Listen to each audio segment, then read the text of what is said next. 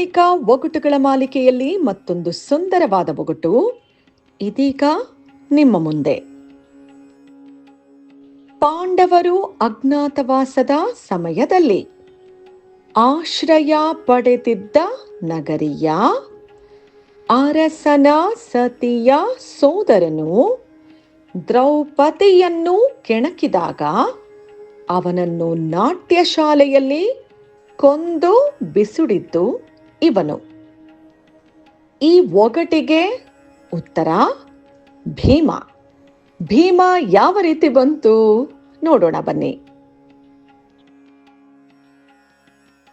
ಪಾಂಡವರು ಅಜ್ಞಾತವಾಸದ ಸಮಯದಲ್ಲಿ 1 ವರ್ಷ ಕಾಲ ಅಜ್ಞಾತವಾಸದಲ್ಲಿ ಇರಬೇಕು ಅಂತ ಪಂಚಪಾಂಡವರು ಜೊತೆಗೆ ಅವರ ಪತ್ನಿಯಾದ ದ್ರೌಪದಿ ವೇಷ ಮರೆಸಿಕೊಂಡು ಹೋಗ್ತಾರೆ. ಅಂಥ ಸಮಯದಲ್ಲಿ, ಅಜ್ಞಾತವಾಸದ ಸಮಯದಲ್ಲಿ ಆಶ್ರಯ ಪಡೆದಿದ್ದ ನಗರಿಯ ಎಲ್ಲಿಗೆ ಹೋಗ್ತಾರೆ ವೇಷ ಮರೆಸ್ಕೊಂಡು ಅಂದ್ರೆ ವಿರಾಟ ನಗರಿಗೆ ಹೋಗ್ತಾರೆ. ವಿರಾಟ ನಗರಿಯ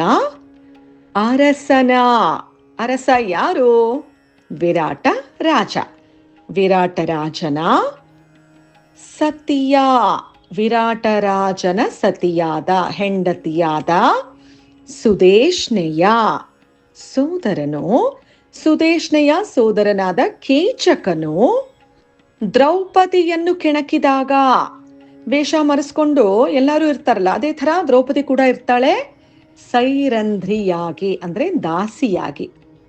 ಸುದೇಶ್ನೆಗೆ, ಮಹಾರಾಣಿ ಸುದೇಶ್ನೆಗೆ ದಾಸಿಯಾಗಿ ದ್ರೌಪದಿ ಇದ್ದಾಗ ಅವಳನ್ನ ನೋಡಿ, ಅವಳನ್ನ ಮೋಹಿಸಿ ಕೀಚಕ ಕೆಣಕತಾನೆ, ಬಾ ನನ್ ದಾಸಿಯಾಗು, ಅಥವಾ ನೀನು ಒಪ್ಪಿದ್ರೆ ನಾನು ನಿನ್ನನ್ನು ರಾಣಿ ಮಾಡ್ಕೊಳ್ತೀನಿ, ಈ ಥರ. ಅವನನ್ನು ನಾಟ್ಯಶಾಲೆಯಲ್ಲಿ ಕೊಂದು ಬಿಸುಡಿದ್ದು ಇವನು. ಬರೀ ಕೆಣಕೋದಷ್ಟೇ ಅಲ್ಲ, ವಿರಾಟ ರಾಜನ ಆಸ್ಥಾನದಲ್ಲಿ ಪಾಪ ದ್ರೌಪದಿನ ಕರ್ಕೊಂಡು ಬಂದು ಎಲ್ಲರ ಮುಂದೆ ನೆಲಕ್ಕೆ ಹಾಕಿ ತುಳಿದು ಹಿಂಸೆ ಕೊಟ್ಟು ನೀನ್ ನನ್ನ ದಾಸಿ ಆಗ್ಲೇಬೇಕು ಅಂತ ಹೇಳಿ ಅಷ್ಟೆಲ್ಲ ಅವಮಾನ ಮಾಡ್ತಾನೆ. ಮಾನಸಿಕವಾಗಿ ನೋವು ಕೊಡ್ತಾನೆ, ದೈಹಿಕವಾಗಿ ನೋವು ಕೊಡ್ತಾನೆ. ಅದಕ್ಕೆ ಭೀಮ ಏನ್ ಮಾಡ್ತಾನೆ, ನಾಟ್ಯ ಶಾಲೆಗೆ ಕೀಚಕನ್ನ ಕರೆಸ್ಕೊಂಡು ಅವನ ಸಂಹಾರವನ್ನ ಮಾಡ್ತಾನೆ. ಹಾಗಾಗಿ ಈ ಒಗಟಿಗೆ ಉತ್ತರ ಭೀಮ.